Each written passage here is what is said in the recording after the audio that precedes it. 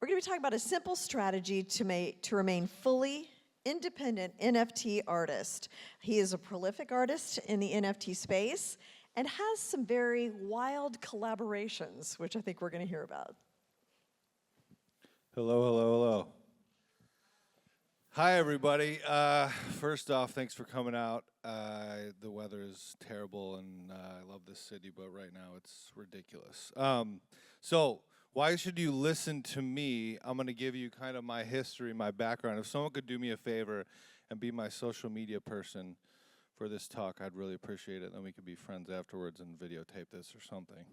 So let me start off by saying how I got started, why you should care. So back in about 2020, during COVID, this is at the end, I am a creative director in Chicago, and I figure, you know what, I'm going to quit this job because I know there's a better way and start doing freelance. So on the side, now I have all this free time. I'm going to get healthy, and I'm going to start doing art. So I start doing art. I start posting it to Instagram. Okay, I have a buddy that I used to work with, and he says, you know what we should do is you should take some of this artwork and make it an NFT. And I said, I don't know what you're talking about. This is, before the hype. So I said, fine, go ahead, do it. So now he makes it into an NFT that goes into a platform. Now it goes on my Instagram, and people can see what it is, and they see that now I've made an NFT.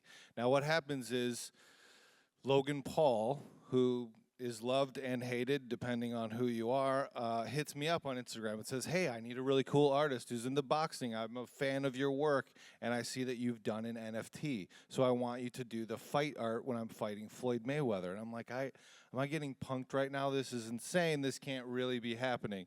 But it did, and it's because I let that person go ahead and make an NFT for me. So now I think, all right, I need to look more into these NFTs and what they are.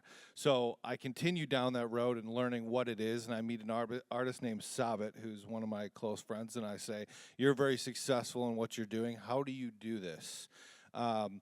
He shows me the way. I started on OpenSea, and one clear thing throughout this is I have a stockpile of artwork, right? Because I've quit my job, and I've started doing art in my spare time in Procreate on my iPad.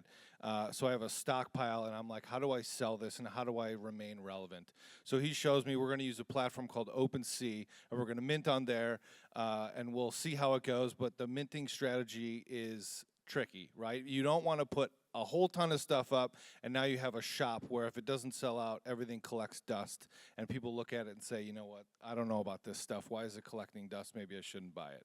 So it's like kind of this drip process of putting it out there, right? And you don't want to fill everyone up. You don't want to serve them a full meal. You want to do an appetizer. Man, that was so delicious. I want some more. Oh, sorry, you have to come back tomorrow to get some more. And keep everybody hungry, right? So I keep this in mind, and I listen to him, and I start minting on OpenSea, and essentially from that first day, that first collaboration that I did with him, I'm sold out. So that is sold out every single day. I sometimes did 2 drops a day because I have literally 200 pieces of art that I've made that are ready to go, that are ready for public. And my OpenSea account alone went from 0 to like $2.5 million in 3 months, which is like drop, like my knees, I have to like catch myself. Am I dreaming? This is insane. It changed my life. So I dropped all my freelance clients, and I said, I'm going to do this full time. This is too lucrative for me to do anything else, because I was going to do oil paint and stuff like this. So a few things before I get into this strategy is basically the motto of this should just be, you can't catch fish if you don't go fishing, okay? So along the way, experimenting. First off, I started with the art. A lot of people ask for strategies first, and they don't even have the artwork. I want to be a successful NFT artist. I want to do this, that, and they don't even have the artwork yet, the product. You need to start with that, okay? Once you have that, a stockpile of that, you have a good style. You can, kind of, is your art recognizable? These types of things. Then you can move up and look at marketing, because in this game, you need to be 2 different things. You need to be an artist and a marketer. And some of these artists with not very much talent, I promise you, if you're an artist, they are not as talented as you, but they're great at marketing. And they're killing it. They're making so much money because they know how to deal with the hype cycles, and they know when to put things out and when not to put things out. So again, you can stay in the sold out camp, because there's nothing better than having a piece of artwork and you put out there and say, hey, thanks everybody, but this is sold out. You cannot get it. Because now people that didn't even know who you are, they look at that and they go, well, wait, what was this? I missed something. What's happening right now? You always want to be in the sold out camp. So even though it's not that fun, depending on who you are, some artists like the marketing better, I would say. Are they real artists? I'm not sure about that. But most artists hate the marketing side of things. They don't like doing a lot of these networking things. Why am I on this stage right now? This is all part of what I'm saying about you can't catch fish if you don't go fishing. You have to put yourself out there. You have to try new things. You have to try. I'm going to locally do some things for businesses around my house and get my art exposure there. I'm going to go to conferences. I'm going to go to this conference. Now, why am I on this main stage? Why are they giving me 10 minutes on the main stage just by myself? I don't have slides or anything, just me up here talking. It's because I did it 2 times ago, and I did well, and then they wanted me back. So I did it last year, and I did well, and they wanted me back, so now I'm doing it again.